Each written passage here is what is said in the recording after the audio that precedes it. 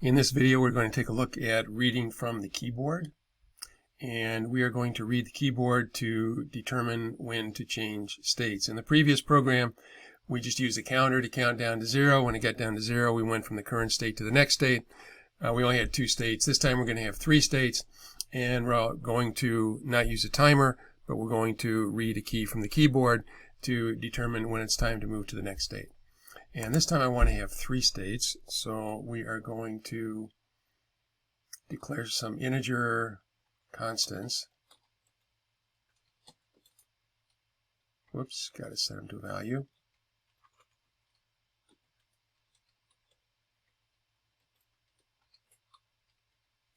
And you can set them whatever you want to, but 1, 2, 3 seem like obvious numbers to use here.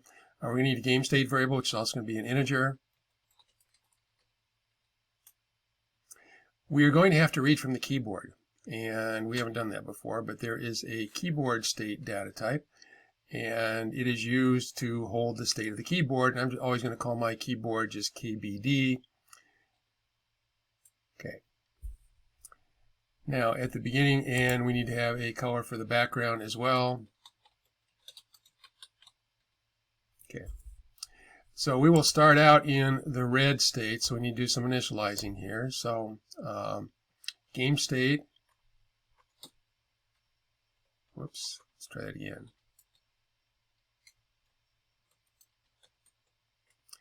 So we'll set the game state equal to red, and we'll set our back color equal to red.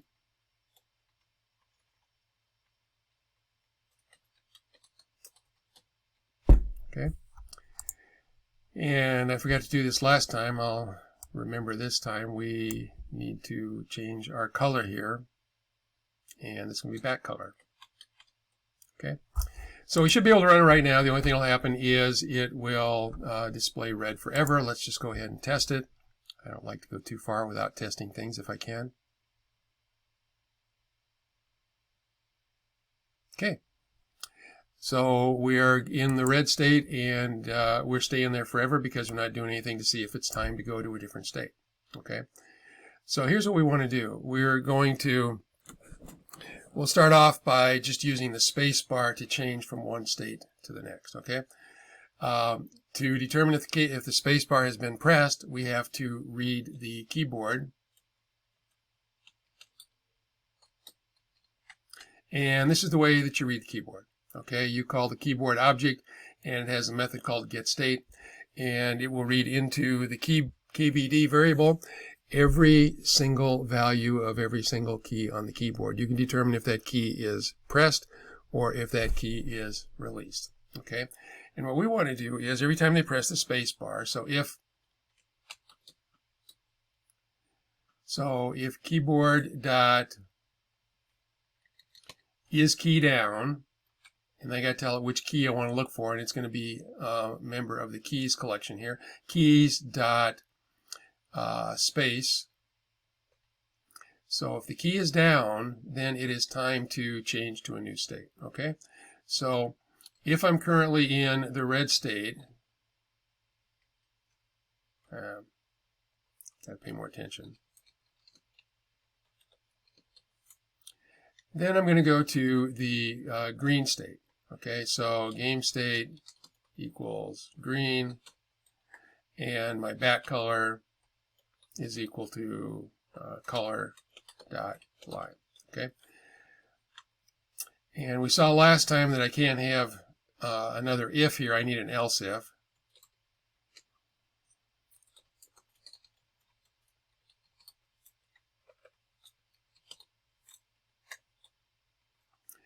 So if I'm currently in the green state, I want to go to the next one, which is blue, and set my back color equal to color dot blue.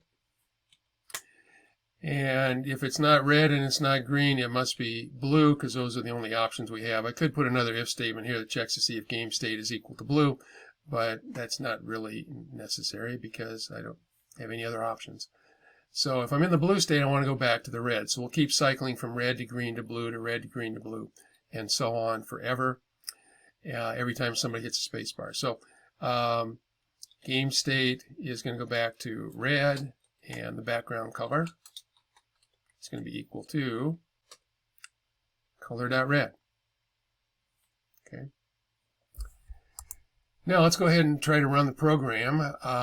So we're going to read the keyboard in update, which means we're going to do it 60 times a second. Then we'll check to see if it's down. If it is, then we will change to another state. So I should get red here when I come up, and the first thing I'm going to do is press the space bar, and it went to blue. I'm going to press it again.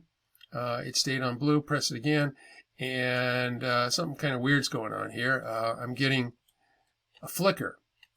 And the reason I'm getting the flicker is because of this. This gets executed 60 times a second. So on the first tick, if the space bar on the keyboard is down, then I will change to red. Now, the next time I come around is only going to be the 60th of a second later, and there's a very, very good chance that I have held the keyboard down for more than 1/60th of a second. So it will change from red to green the first time, and then I'll come around on the next tick, and the key is still down. So now I'll go to blue, and the next time I come around, it's still down, and I'm going to go to back to red, and I can do that. So the color I switch to is going to depend on how many ticks that I hold the space bar down for, and that's probably going to vary because at 60 ticks per second, it's going to be hard to hold it down the exact same number of ticks every single time. So we need to find out more than whether the key is down. What we need to do is we need to know if the key has been pressed or not. So if we're checking the keyboard and we're looking at the space bar, released, released, released, released, released, then suddenly it's pressed. The only time that I want to change is when it goes from the release state to the press state. And I can hold the key down then as long as I want to, and nothing will happen. When I finally let go of it, it'll go back to the release state, and I can stay in the release state until I press the space bar again. And then when it switches from on the tick of the clock where it goes from being released to being pressed, that again is where I want to change states.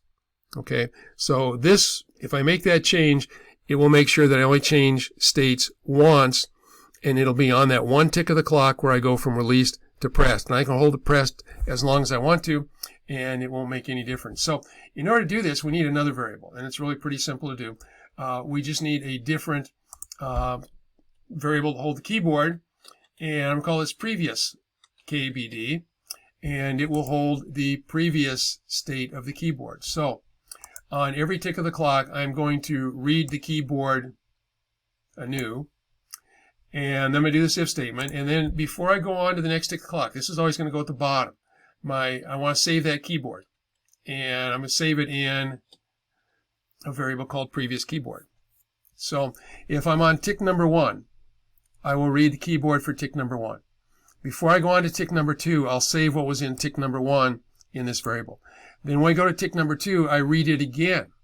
Now, if it's been pressed this time, and it was not pressed the last time, I can compare what it is now with what it was on the previous tick. Okay?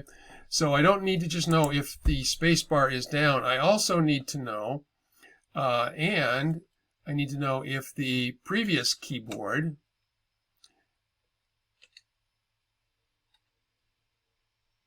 whoops, I don't want down, I want up, keys dot space. Okay.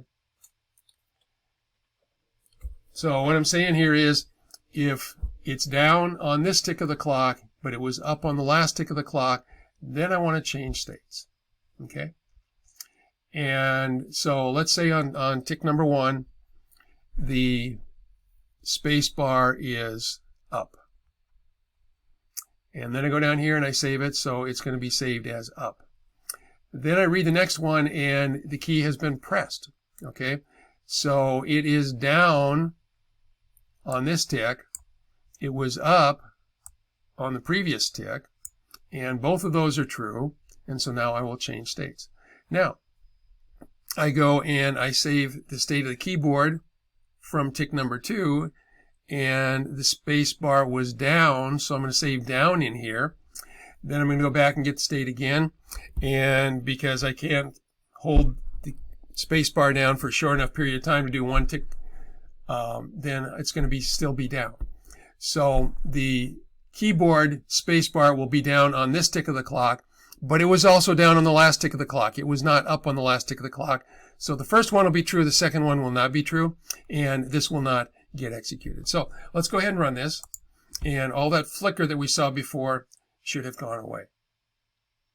So nothing happens. I'm going to press the space bar now.